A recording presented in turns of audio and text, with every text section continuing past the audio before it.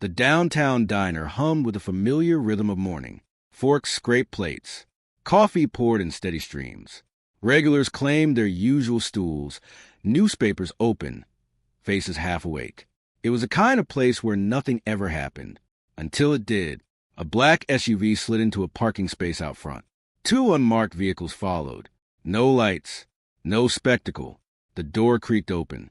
Donald Trump stepped inside. No tie. Navy suit. Just a man who looked like he wanted breakfast. The room froze. Spoons hovered. Conversations died mid-sentence. Even the waitress forgot the pen in her hand. Trump lifted his palm gently. Please, keep eating. I'm just here for breakfast. A beat. Then, slowly, life resumed, quieter, uncertain. The manager rushed forward. Mr. President, we have a private booth. Trump didn't answer. His eyes had landed on a man alone in a corner booth. A soot-stained firefighter jacket lay folded beside him. The man looked early 30s, maybe younger, broad shoulders, exhausted eyes. A full plate of eggs sat untouched in front of him. He wasn't scrolling. He wasn't reading. He was staring at his hands. Trump walked past the private booth, past the manager, straight to the corner. Mind if I join you? The man looked up, startled. Sir? Trump smiled. I'm just a guy looking for a seat. And this one feels like it has a story. A pause. The firefighter nodded. Yeah, okay. Trump slid into the booth. The diner went silent again. I'm Donald, Trump said, extending his hand. The man shook it slowly. I know. I'm Ethan. Ethan Cole. Trump studied him. You look like someone who's seen too much. Ethan gave a tired shrug. House fire. 3 kids inside. We got 2 out. His voice cracked. Trump didn't rush him. That why you're alone? Ethan nodded. Didn't want to go home. Didn't want to talk to anyone either. Trump waved the waitress. 2 coffees. And some French toast. Ethan blinked. Don't you have meetings or something? Trump smiled faintly. I've had meetings my whole life. The important ones don't always happen in boardrooms. The coffees arrived. You saved 2 kids, Trump said quietly. That's 2 families who still get to hug their children today. Ethan stared at his plate. Feels like I failed. Why? I can still hear the 3rd one calling. The words settled heavy between them. Trump leaned in. Lincoln used to lose sleep over soldiers he couldn't save, he said. If you don't feel the weight of loss, you're not fit to serve. Ethan swallowed hard. I'm not Lincoln. Trump shook his head. No, but today you're someone America needs to hear. Silence. Then Trump asked softly, tell me about her. Ethan's breath caught. Her, the child. Ethan stared at the table. Lily, 6 years old, hiding under her bed. We didn't even know she was inside until her brother told us. His hands trembled. She still had a stuffed rabbit in her arms. Trump didn't speak. He didn't interrupt. She reminded me of my daughter. Ethan whispered. Same eyes. Same laugh. Trump pulled a small notepad from his jacket. Write that down. Ethan frowned. I'm not a writer. You're a witness, Trump said. That's more important. Ethan hesitated. Then he picked up a napkin. His pen pressed hard. Words crooked. Lines uneven. Honest. Across the diner, a teenage girl quietly started recording. Trump read the napkin slowly. His eyes glistened. May I share this? Ethan shrugged. What difference would it make? Sometimes one story changes how a country sees the people who carry its pain. Trump snapped a photo. Posted it.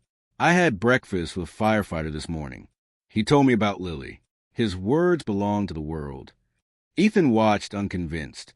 Minutes later, his phone vibrated. Then again. Then nonstop. Texts. Calls. Notifications. The teen's video was spreading. News outlets picked it up. Unplanned diner meeting sparks national conversation. Trump stood. You showed up for a family last night, he said, gripping Ethan's hand. Now America's showing up for you. And just like that, he was gone.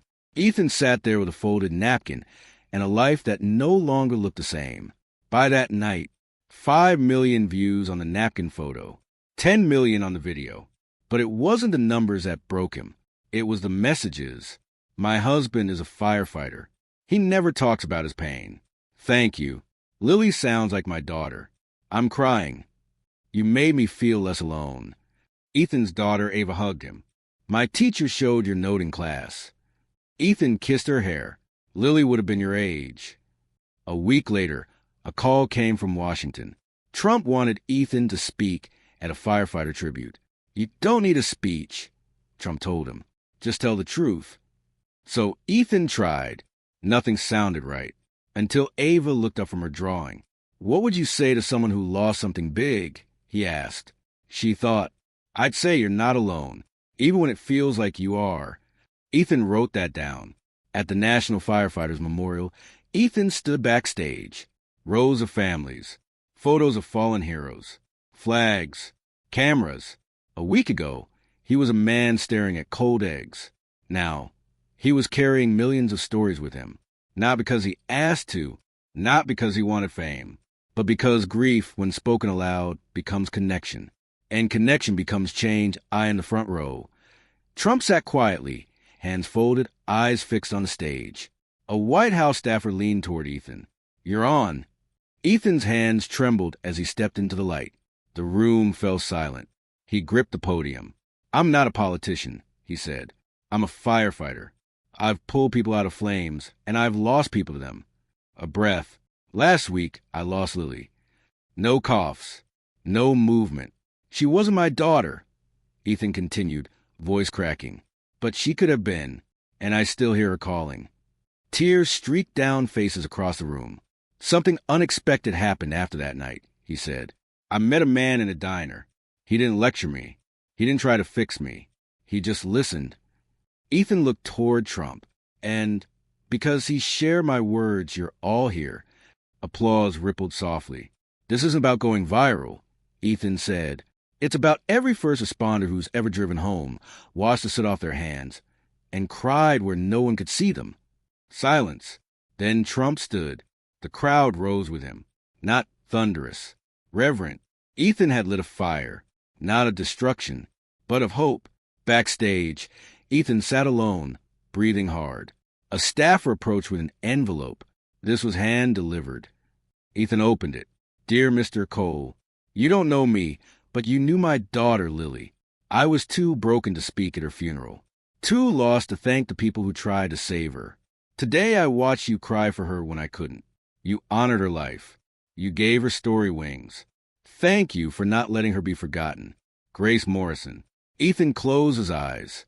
For the first time since that night, the weight shifted. Not gone, but lighter. Grace. The story exploded. The firefighter and the president. How a breakfast sparked a movement. Donations flooded mental health organizations. Cities passed trauma leave policies. But the biggest change came quietly. Firefighters started talking. Ethan received thousands of messages. He built a simple site. Firelight Voices. A place to share. Anonymously or openly. Trump posted the link. Ethan turned tragedy into truth and truth into action. It was never about Ethan anymore. It was about the unseen scars. A week later, a message arrived through the site. I'd like to meet you. If you're willing, Grace. They met at a small coffee shop. Grace hugged him before he could speak. You carried my daughter farther than I ever could. They talked for hours. About Lily. About fear. About healing. She wanted to be a firefighter, Grace said, smiling faintly. She wore a red plastic helmet and called the hose her dragon. Ethan swallowed. She was brave. Grace handed him a photo. With your permission, Ethan said. Grace nodded. That night, the photo went on the Firelight Voices homepage. For Lily, for every name we carry. At Station 19, change began.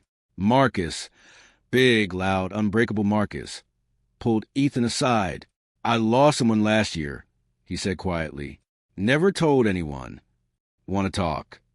They sat for 2 hours. Then others joined. Fridays at 5 became sacred. No gear, no rank, just coffee and truth. A firehouse reborn. 2 weeks later, Ethan's phone rang. Ethan, it's Trump. I want to launch a federal initiative. mental health access for first responders, hotlines, counseling, funding. A pause. And I want you helping shape it. I'm just a firefighter. Exactly, Trump said. That's why you're perfect. Purpose settled into Ethan's bones. I'm in. 6 months later, Ethan opened the first Firelight Summit in Chicago. Firefighters, EMTs, dispatchers, police. He held Lily's photo.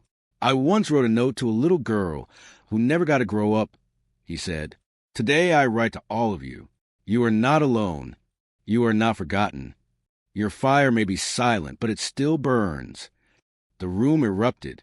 Every attendee received a small patch, a flame, Lily's initial stitch inside. At the summit's close, a man approached. I was trapped in that house, he said. I was holding Lily's hand when you carried her out. Ethan froze. I survived, the man continued. Watching your speech gave me a reason to stand up again. They embraced. No words, only understanding. Sometimes survival is invisible. Tonight, it stood tall. One evening, Ethan found a crayon letter on his pillow. Dear Daddy, I know you miss Lily. I'm glad she had you. When I grow up, I want to help people like you do. Maybe fighting fires. Maybe helping people talk about their feelings. I think that's braver. Love, Ava. Ethan cried. His daughter understood courage better than most adults. Ethan returned to the diner. Same booth, same waitress. A boy in a toy firefighter helmet handed him a drawing. My hero. The waitress set down his coffee with a napkin. You change more than lives. You change the story. Same napkin. New meaning. With Grace's blessing, Ethan launched the Lily Morrison Foundation. Scholarships, therapy funding, support for families of fallen first responders. Trump attended. No speech, just applause. Later, he told Ethan that DC's speech didn't need a teleprompter. It needed a heart. Ethan smiled. Sometimes that's enough. Or maybe, Trump said, a napkin. They laughed. 1 year later, Ethan and Ava stood beneath a tree planted in Lily's honor. In memory of a spark that lit a nation, Ava looked up. Daddy, does she know? Ethan smiled. I think she does, and I think she's proud. He knelt. One voice, one moment, one honest truth can change the world. A breeze stirred the leaves. And for the first time in a long time, Ethan felt warmth that had nothing to do with fire and everything to do with love.